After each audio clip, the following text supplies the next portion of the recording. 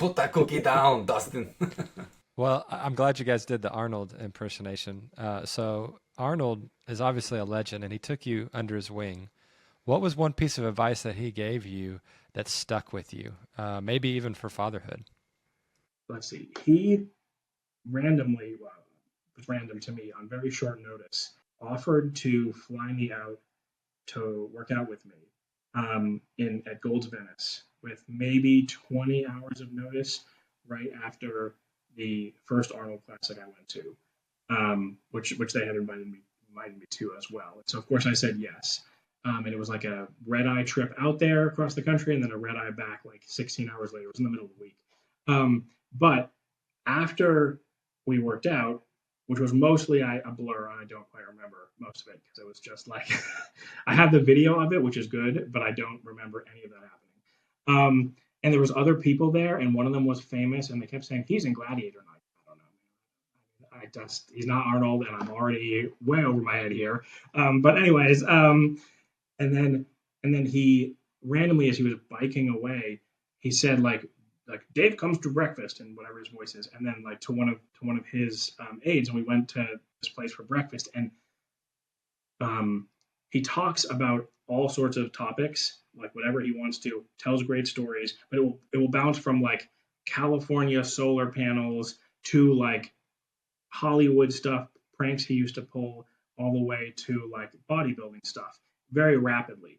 But throughout the whole thing, he would talk a lot about vision, how important vision was to like everything he had done and how it applied to all these different topics. And later on, like after that, of course, I didn't know at the time, I would go back and find like this has been a theme in speeches he's given, it shows up in books he's written, but it's very organic to him. You can tell it's how he like built his whole life.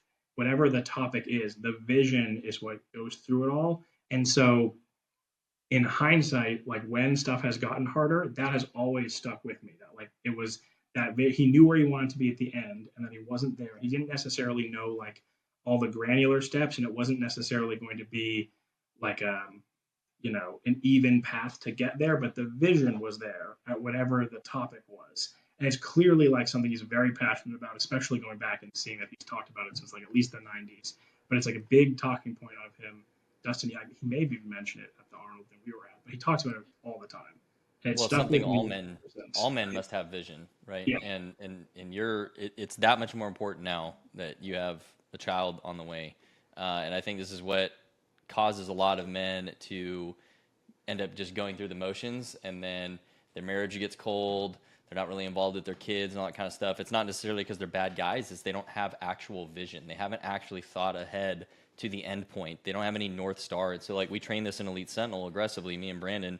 Dustin just did it with us. And that's one of the core things we teach at the very beginning of the process, because as a man, whether you're single, married, or have kids, any of it, if you haven't plotted that vision of your future, that's what your legacy is derived from. It's that the journey to that end point. And there, like you said, we may not know all the steps along the way, but if you haven't even thought about that and you've got like a kid on the way, that's your wake up call, man. Like time to start thinking about this kind of stuff. So I'm not surprised to hear that Arnold said that, because that applies. Like there's tiers of it too, right? Your family vision for your business, for whatever it may be, right? But as a man, that's our role, is to think ahead, calculate all the variables, mitigate risk, all that kind of thing, and drive forward towards the end goal.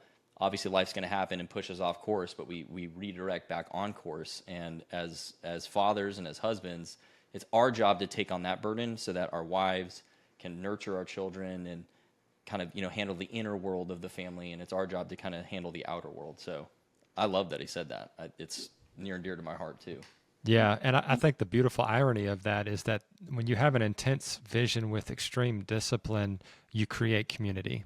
So a great example, you created, your community on X. Like you didn't hide. You had your authentic name and your journey posted on there, and you were asking for genuine help, and you created a community there because of your vision, right? And then you met Arnold because of that, and Arnold helped you, and many others have helped you. And so, it's super important that we strive in a certain way, because it attracts that kind of community that we want, that will lift us up, and that will help make sure that we hold ourselves accountable. And it's such an important thing. And X is kind of one of those things for you that was a different variable. Maybe you could talk a little bit on that, like how that's part of your journey there, right? That community kind of became that accountability, Yeah, right? for sure. Yeah. So one of the things I wanted to do fairly early on, not on X, it was on Instagram because again, like that's not what X that's not what X is normally for. At least not back when it was Twitter.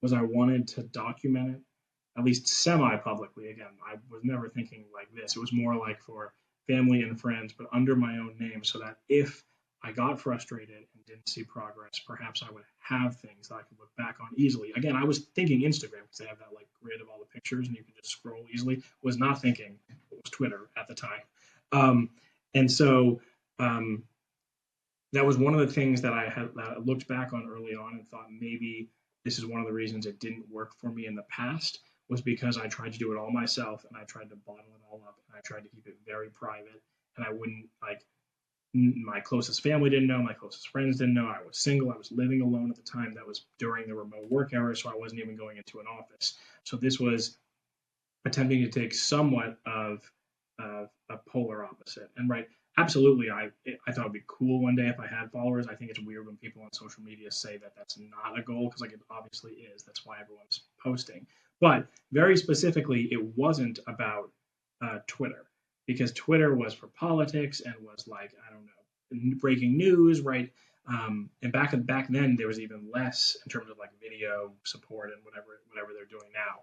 But I started posting someone at some point on Instagram where I was getting no traction, and which was fine. But I was still posting every day. It was like, you should post these. Like, why aren't you just posting them on all the apps? And I was like, I guess that's like not a bad point. Like, why? It would take another 30 seconds. It's not like, and I just never, again, I wasn't I didn't use social media before that personally, except for like an old Facebook account from like college. And so like the concept of cross posting or whatever was just foreign to me. But I started doing it, and for whatever reason, Twitter and then X really took off. And so yes, like recently, like again, I've been having more of a strategy now, doing more shorts because I know that's what works. That's what all of the platforms are pushing is like short form video. And I don't particularly like it personally, but it's where the growth is, especially if you're in like the fitness space and you're showing before and afters. But my favorite platform by far is still X, and it's still where the like truly I think of it as like the truly organic community grew without me needing any type of strategy. And it's still where I go every day to talk to people who give me advice, where I give advice. It's the only platform I feel like I have real conversations with people on. It's the only platform I've met anyone in real life from. It's so like I know it gets these days it gets a lot of flack for various different things going on that I don't partake in. But it's easily my most important community. It's easily my most important accountability tool at this point, and by far my favorite social media app. Like it's not even Yeah. it's not even I like mean, it's the only app. It's the only social media app I open on my phone when I'm bored without thinking about it. Like Instagram, I have an alarm because I'm like, fuck it, I open Instagram. It's such an annoying platform. And I just don't know why. It doesn't even do anything to me. It's fine. Like, but X is the exact opposite. X, I have to have one of those limiters that says I've had enough, like log off now.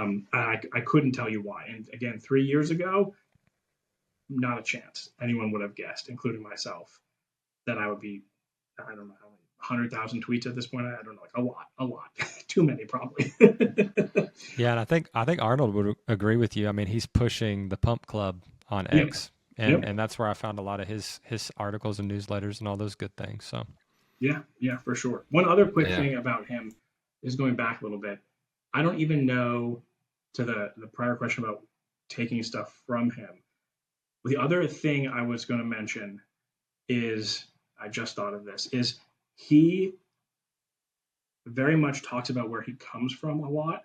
And I'm not sure if it's like a humility thing or just like a remembering your roots type of thing. But like I got a tour of his office afterwards, and there was all sorts of crazy stuff, like the Conan the Barbarian sword. I have a picture of me holding up all his awards, like the full size Terminator replicas are in there. The gun that he shoots from the motorcycle in Terminator 2, like all sorts of stuff. That was in the bathroom. But like all like full of it. And he doesn't he does talk about it, but what he talks about 5 times more. I heard this story over and over again at this one breakfast because he was insistent that before we go to the office, um, his social media manager take us by this brick wall that he had laid in the 60s when he first came here from Austria because his first job was bricklaying. And we needed the only thing he requested, not me holding a Conan sword or whatever, he wanted a selfie of us standing in front of this wall because that he wanted to make sure it was still there and in good condition. And like that wall, he talked about all the time. Like he used to take all the money from bricklaying and he would save it and he would buy these tiny little apartments. I didn't know this. He made a ton of money in real estate and then he would go exercise and like that's what he did. He bricklayed, he exercised, and he saved money to buy apartments. And that story and that wall, and it was because I guess most of the other like areas have been redeveloped, so the walls aren't there anymore. He knew exactly where it was. It's not marked on Google Maps. It's just some random address, and it's just some random rundown wall. And like, I have a selfie. I posted it. Nobody knows what it is of me and the social media manager standing in front of this brick wall, and that's the only picture we had to send to Arnold before we went to his office to show him the wall was still there and to make sure that we had, that his story had been reinforced by me actually seeing the wall. There's no plaque. I mean, it's not.